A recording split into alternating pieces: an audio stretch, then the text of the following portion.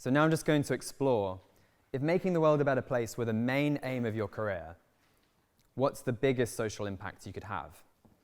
And I'm going to introduce this framework for doing the most good with your career. Selecting the most pressing problems, selecting the best methods, and doing something with good personal fit. And I'm just going to start with the first factor, working on the most pressing problems. As a bit of advice, work on pressing problems sounds like an obvious piece of advice, but it's not what most people do. Most people end up working on whatever social problems they happen to stumble across. And this is exactly what I did. When I was young, I was really interested in climate advocacy. Here's a picture of me at a climate rally. It wasn't the result of any strategic choice on my part. It was just because I'd happened to stumble across it, happened to get interested in it. Now, the problem with stumbling into a cause or a problem is that you're most likely to stumble across the most popular problems. And that's because those are the problems that are most often talked about, so you're most likely to come into contact with. If you want to find a particularly pressing social problem, then instead you need to work on something that's neglected. And that's because, all else equal, the more popular a problem, the more people already working on it, and the harder it is for you to make an extra contribution. To find the most pressing problems, focus on something that's neglected. And that's harder than it looks because it means doing something different from everyone else, which means looking weird. And you really want to avoid that. So the next principle is to focus on problems with a really big scale. And again, that sounds super obvious, but because people so rarely quantify the impact of different actions they could do, they're often blind to huge differences in scale between different areas. And here's a really good example. The BBC, the nuclear power stations will all be switched off in a few years. How can we keep Britain's lights on? Unplug your mobile phone charger when it's not in use. Crucial way to fight climate change. This so annoyed Professor David Mackay, a Cambridge physicist, that he set out to find out how bad mobile phone chargers being plugged in actually is. So he plugged one into a watt meter, got 0 reading. Then he plugged in 2, got 0 reading. Then he plugged in 4, still 0 reading. Then he plugged in a laptop charger, a rechargeable battery pack, several more chargers. Got a 0.1 watt reading in terms of power use. From this, he estimated, which has since been backed up with more detailed estimates, that if the BBC's campaign were 100% successful and no mobile phone chargers were ever left plugged in, ever again, we'd save at most 0.01% of Britain's electricity. So this campaign would have no noticeable effect. And so by failing to quantify the scale of different actions, you could easily end up working on something comparatively unimportant, like mobile phone chargers. And then the third principle is to focus on problems where it's possible to make progress. And again, this sounds really obvious, but it's actually really hard to work out which interventions work, and many don't. I'm going to illustrate this with a game. So I'm going to show you 3 social interventions from the US, and you'll have to guess whether they had a positive effect, a neutral effect, or a negative effect. So everyone's going to have to stand up. Sorry about this participation. If you get an answer wrong, you're going to have to sit down, and then it's last man standing. So the first intervention is preventative home visits. This is where a health professional visits the house of someone over 65 every month or so regularly, and then assists them with medical and social problems. So helps them with health checkups, trains them how to avoid falls, recommends further services. The aim of this is to reduce the rate of early death among old people living alone. Yeah, that's the other difference, is they're living alone.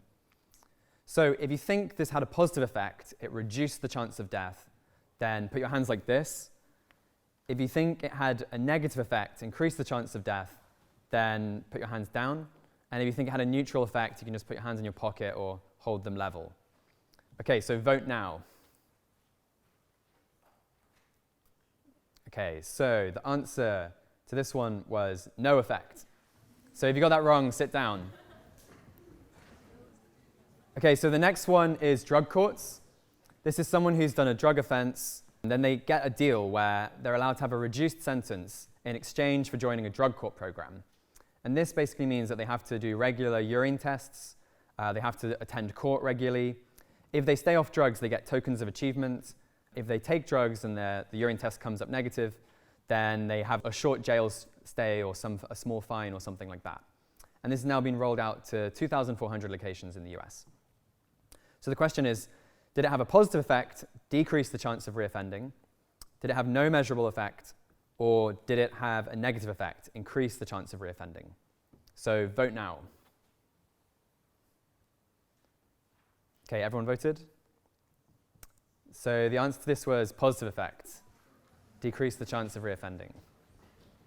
The last one is scared straight. So this is where kids who are at risk of a life of crime are taken to a jail, and then they hear from the prisoners about how bad life has been within jail. The aim is to scare them off a life of crime. The question is, did it reduce the rate of criminal behavior? Did it have a positive effect and reduce the rate of criminal behavior? Did it have no effect? Or did it have a negative effect and increase the rate of criminal behavior? So the remaining people will vote. Positive, neutral, negative. Okay, so this one was a negative effect. It actually made kids more likely to commit crimes. One study estimated that each dollar spent on this program destroyed $200 of social value by causing people to go to jail more. Despite this, it still exists on a large scale in the US today. So who is still standing at the end? Okay, so all of you can win a free book. If you were guessing randomly, then you'd expect about 1 in 27 people to get it right. So that is out of an audience of 100, about 4 people, which is exactly what we got. Basically, that shows that you were doing no better than chance in guessing those interventions. David Anderson, the assistant director of the Coalition for Evidence-Based Policy, actually estimated that when rigorously evaluated through randomized control trial, about 75% of social interventions have no statistically significant effects or only very small positive effects. And what this means is that if you get involved with a random charity dealing with a local social issue in the UK or the US, or a random government social program, the odds are that you're achieving very little. So to sum up, which problems are most pressing? Focus on those that are most neglected, those that have the biggest scale, and those that are most tractable. So now we're going to apply this framework. Many people who want to do good focus on local poverty, helping the poor in the UK or the US. But if we apply this framework, then I think we can make a strong case that it's better to focus on international poverty, helping the poorest people in the world rather than the poorest people in the UK or the US, if you want to have a social impact. Here's a side-by-side comparison. Firstly, the scale. There's 46 million people in the US in a state of relative poverty, compared to 1 billion people who are members of the global poor. And the poor in the US earn an average income of $20 per day, 20 times as much as the $1 per day that the global poor live on. And this is purchasing parity adjusted. So it's adjusted for how much you can actually buy in these countries with that much income. In terms of neglectedness, those 46 million people will receive about $500 billion of welfare payments each year, $16,000 per person. Whereas if you look at all aid and international philanthropy, that only gets you to about $250 billion. And since that's spread over a far greater number of people, it's only $250 per person, which is something like almost 100 times less. And then in terms of tractability, as we just saw, many social interventions in the UK and the US just don't work. People are much harder to help because they're much wealthier already. Whereas, as we've also seen, cash transfers do work to improve lives, and that's even been tested with randomized control trials. So I think international poverty is a more pressing problem on every dimension. Can we do even better again? Can we have more impact than cash transfers? A closely related area that I think seems clearly better is global health. Many health interventions have a strong evidence base and are highly cost-effective, and they have more positive spillovers than cash transfers. So here's an example. Insecticide-treated malaria nets, on average it takes $5 to get one distributed on the ground. Every $3,000 or so invested in this intervention prevents a child death due to malaria. And there's many other benefits of not having malaria, besides not dying. Moreover, global health has an amazing track record. These are the rates of death each year due to a bunch of different diseases. As you can see, over the last few decades, the rates of these diseases have absolutely plummeted, despite a significant increase in population in that time. Smallpox was completely eliminated. The black line there around the 2 million mark, is the number of deaths each year due to all conflicts in the 20th century, all wars or civil wars, also like man-caused famines. That's 2 million a year. So we can actually see that these reductions are, each one of them basically, is as significant an impact in terms of lives saved as it would have been having world peace in the 20th century. So it's hard to get a track record that is better than that. And in fact, even most of the aid skeptics agree that health is the exception, a type of aid that is actually really worthwhile. So this is William Easterly, the author of White Man's Burden, who says in the book, "Put the focus back where it belongs. Get the poorest people in the world such obvious goods as the vaccines, the antibiotics, the food supplements." And so what could you concretely do in your career within global health? One example we've already seen is donating money to charities like AMF, which distributes malaria nets. Then there's also finding other ways to raise money for these causes, such as campaigning, working in a foundation which administers philanthropic grants. There's also, we need more people working for and helping to found charities implementing these interventions. And there's also work in international organizations promoting and administering these interventions, such as the World Bank. And then finally, we need more people to discover these interventions and work out which are most effective, which is global health research. Okay, so at this point you might be thinking, well, I'm just not interested in global health or international development. What are some pressing problems that I could work on? And of course, it's true that you don't want to work on something you find completely unmotivating. And that's fine because there's many other pressing problems to explore. And I'm just going to, in the last bit of this talk, throw out some ideas with the idea of jogging your thoughts towards a couple of new types of problems that you might go into. So we've already been looking at a bunch of things generally in the area of international development, cash transfers and health. A more radical idea in this area is promoting migration. So 150 million people want to migrate to the US, but they can't due to immigration restrictions. If someone from a developing country moves to the US, it increases their income about tenfold. So it's a really huge boost of income. It also results in much more money sent back home to their families. Transfers from immigrants to their families back home are already several times larger than all aid spending. But almost no groups work to promote unskilled migration for humanitarian reasons. There's a few groups promoting skilled migration, but almost no one working on unskilled. So it's a really neglected cause, which could have a lot of leverage. The downside, of course, is tractability. Immigration is really unpopular, and it's unclear exactly how to do it in a way that's palatable. Another obvious one within international development is trying to increase foreign aid. And there's many others in international development which I don't have time to go into right now. Okay, so now we're going to consider some other broader areas. And to do that, I'm just going to get you guys to think through this kind of moral dilemma. You have the choice. You can prevent one person being tortured today or 10 people from being tortured in 100 years. So imagine you have to make this trade-off for some reason. The question is, who do you save? So if you would save the person alive today, put up your hand. And if you would save the 10 people in 100 years, put up your hand. Okay, so it's pretty evenly split actually, with maybe a slight majority towards the 100-year option.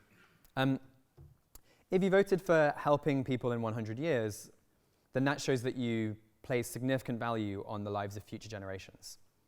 And in that case, one broad area to consider focusing on is what we call global catastrophic risks. So there's going to be many more people alive in the future than there are today. So something that poses a risk to future generations can potentially have a much greater scale than something which only helps people who are presently alive. And then there's many risks which do impact or could impact future generations, such as nuclear war, runaway climate change, pandemics, new technologies. And so if we look at and apply the framework to this broad area, the scale is potentially really big. The neglectedness varies depending on which thing you're focused on, but often there's not that much invested compared to the scale of these problems. Then the downside of this area is just tractability. It's hard to see exactly what to do about them. So those are some other ideas if you're more long-run focused. Okay, and then another vote. So imagine now a human is going to be tortured for a year, or some chickens are going to be tortured for a year. Do you save the human or the chickens? That's the dilemma. Okay, so if there were 10 chickens at stake, who would save the chickens? Okay, one person. Who would save the chickens if there was 100 chickens at stake? It's getting hard. Okay, and who would save the chickens if there was 1,000 chickens at stake? Okay, so if you said 10 or 100, then you could consider as a broad area ending factory farming as a cause. So each year, 50 billion animals live basically lives where they're tortured in factory farms. And this could be ended by developing better meat substitutes, lab meat, a bunch of other means. At the same time, very little philanthropy goes towards animals, and what does mostly goes to dogs, cats, and donkeys, and very little is devoted to factory farms. So it seems to actually do quite well on all of the parts of the framework. Okay, and then the final area, broad area to consider, is scientific research. As we saw from some of the examples in the talk just before, some medical research has had really huge impact. Research has been a big driver of progress, and discoveries made today benefit all future generations. Within science, you can also then apply the framework again to picking the research topics that you most want to focus on.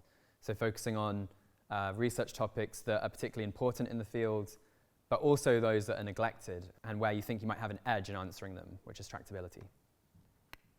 Okay, so hopefully the last few things might have triggered some ideas for you on what problems you could focus on. I think it also shows that figuring out which problems to focus on is very difficult, but just because it's difficult doesn't mean we shouldn't try.